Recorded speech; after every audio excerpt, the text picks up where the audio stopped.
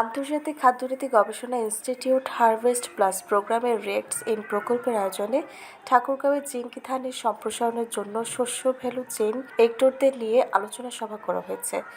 সোমবার সকাল 10:30টায় ঠাকুরগাঁওয়ে ইএসডিওর প্রধান কার্যালয়ের বোর্ড রুমে সদর উপজেলা খাদ্য পরিদর্শক দিবেন্দু নাথের সভাপতিত্বে এই আলোচনা সভা অনুষ্ঠিত হয়।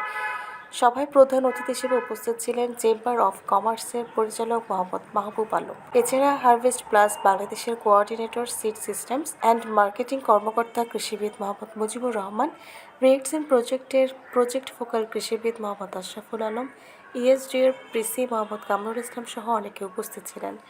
আলোচনা সভায় মানবদেহে জিঙ্কের উপকারিতা, অভাবজনিত লক্ষণ ও জিঙ্কের ঘাটতি মেটানোর উপায় সহ জিঙ্ক সমৃদ্ধ ধান ও গমের বিভিন্ন জাতের উৎপাদন প্রযুক্তি বিষয়ে ও বর্তমানে বাংলাদেশে আমন মৌসুমের ব্রি ধান ৭২ ও বিনা ধান ২০ এবং বোরো মৌসুমের ব্রি ধান ৭৪, ৮৪, ১০০ ও ১০২ ধানের ব্যাপক চাষাবাদ হলেও এসব জাতের ধানের চাষাবাদ আরও বৃদ্ধির জন্য ঠাকুরগাঁও সদর উপজেলার বিভিন্ন ধান চাল ব্যবসায়ী, চাল উৎপাদনকারী, হাস্কিং মিল ও অটো মিল মালিক, কৃষক নেতা সহ ধান উৎপাদনকারী কৃষকদের নিয়ে আলোচনা করা হয়। রেটস ইন প্রকল্পটি কানাডা সরকারের অর্থায়নে world vision, harvest plus, nutrition international এবং ম্যাকগিল বিশ্ববিদ্যালয় কনসোর্টিয়ামের মাধ্যমে অন্যান্য ৩টি দেশের মতো বাংলাদেশের ঠাকুরগাঁও জেলায় বাস্তবায়িত হচ্ছে। এই প্রকল্পের হারভেস্ট প্লাসের কার্যক্রমগুলি আরডিআরএস বাংলাদেশ ও ইউএসডিএর মাধ্যমে বাস্তবায়িত হচ্ছে বলে জানান প্রকল্প বাস্তবায়নকারী প্রতিষ্ঠানের কর্মকর্তারা। তারা আরও জানান, হারভেস্ট প্লাস ভিটামিন ও খনিজ সমৃদ্ধ বায়োফর্টিফাইড খাদ্যশস্য